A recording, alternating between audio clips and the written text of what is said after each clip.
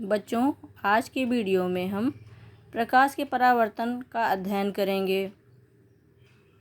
बच्चों, जब किसी वस्तु पर प्रकाश पड़ता है और उस वस्तु से टकराकर प्रकाश हमारी आँखों तक पहुँचता है, तब हम उस वस्तु को देख पाते हैं। इसी कारण से हम अंधेरे में कुछ भी नहीं देख पाते हैं।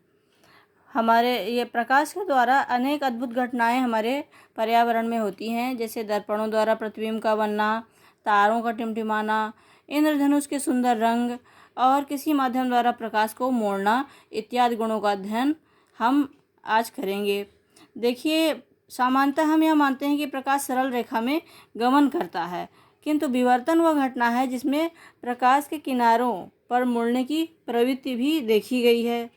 इस प्रकार प्रकाश कई प्रकार की घटनाएं जैसे व्यतिकरण, विवर्तन, ध्रुवण, प्रकाश का परावर्तन तथा प्रकाश का अपवर्तन जैसी घटनाएं दर्शाता है। इसमें प्रकाश की कण प्रकृति और प्रकाश की तरंग प्रकृति दोनों की व्याख्या होती है।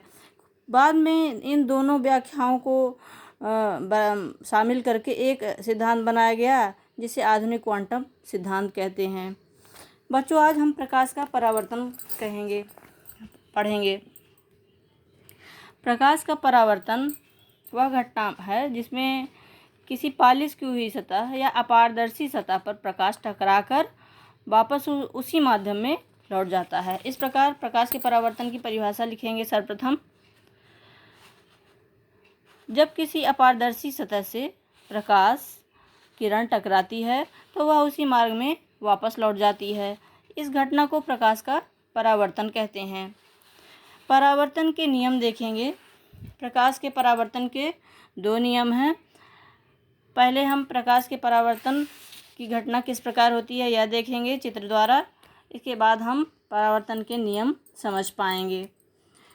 यह समतल दर्पण है जिसमें ये जो लाइनें खींची हुई है यह पॉलिश पुती होने का प्रतीक है, अर्थात इस तरफ यह अपारदर्शी है।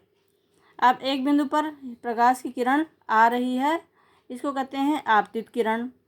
आपतित किरण इस सतह अपारदर्शी सतह से टकराने के पश्चात उसी माध्यम में वापस लौट गई जिस माध्यम से आई थी। यह किरण परावर्तित किरण कहलाई।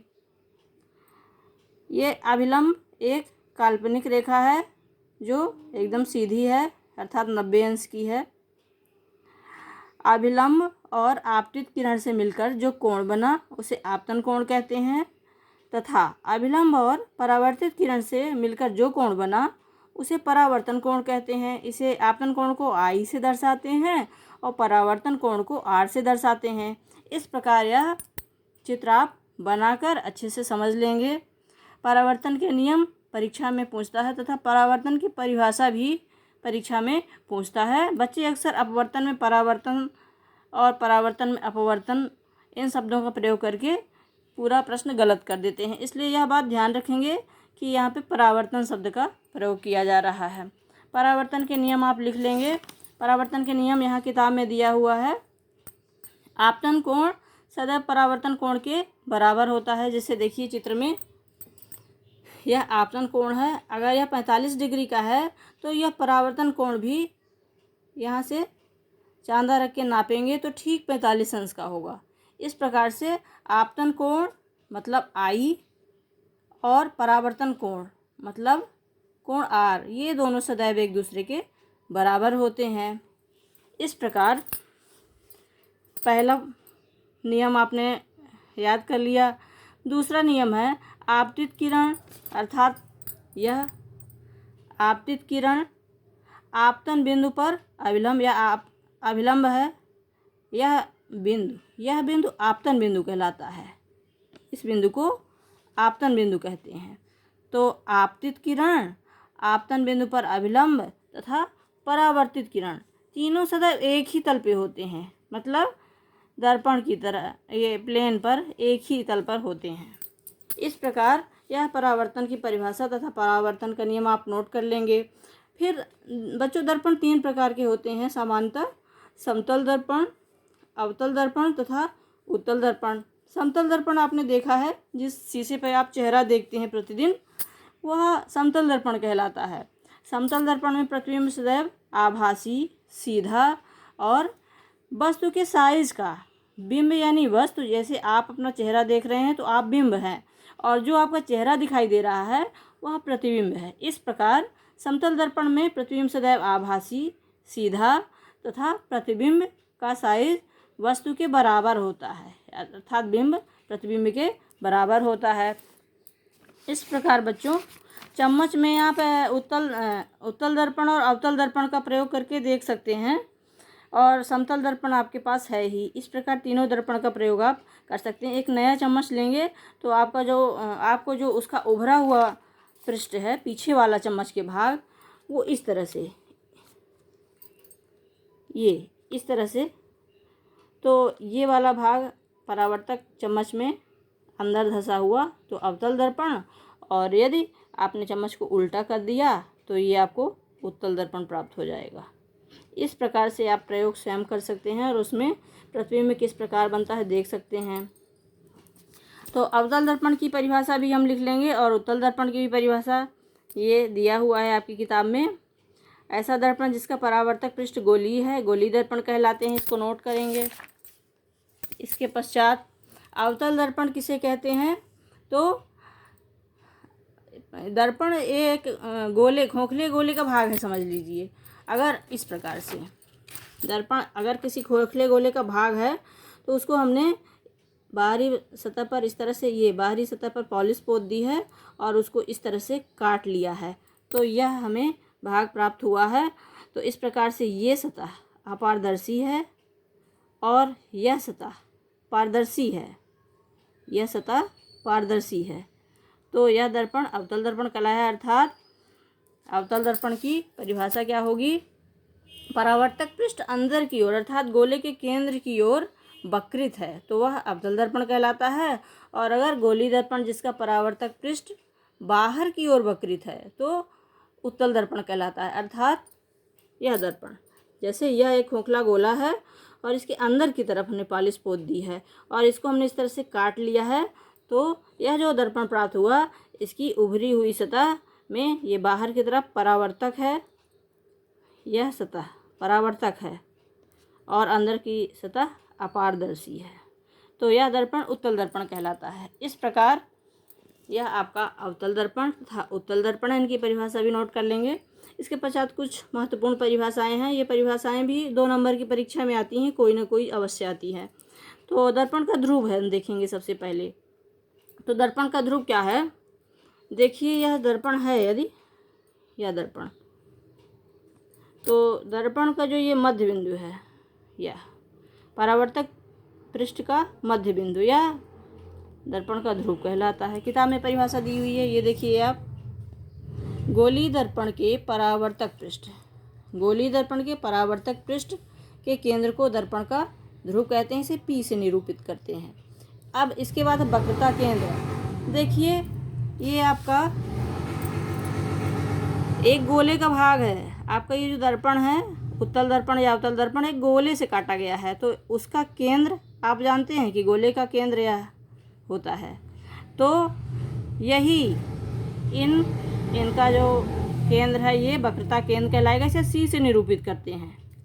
ये देखिए उत्तल दर्पण में यह परावर्तक अपारदर्शी सतह की ओर C है और अवतल दर्पण में ये यहाँ पर इस प्रकार से यह है वक्रता केंद्र।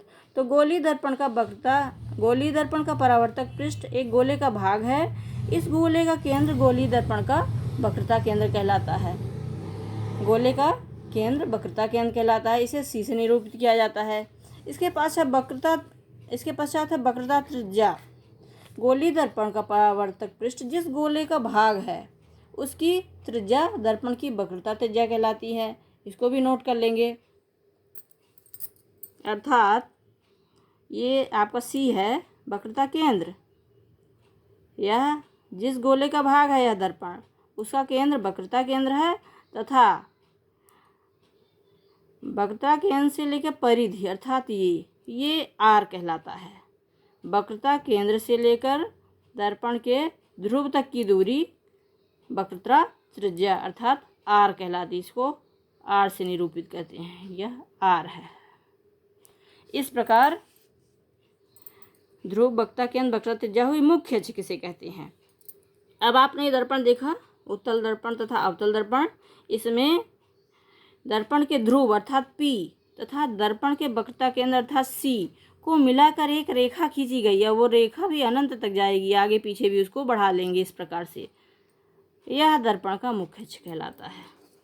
यह अवतल दर्पण में है, इसी प्रकार उत्तल दर्पण में भी है। यह इसका P हो गया, P, C और इनको मिलाकर अर्थात दर्पण के ध्रुव तथा दर्पण के वक्रता केंद्र से होकर जाने वाली रेखा दर्पण का मुख्य अक्ष कहलाती है। अब इसमें प्रतिबिंब किस प्रकार बनता है।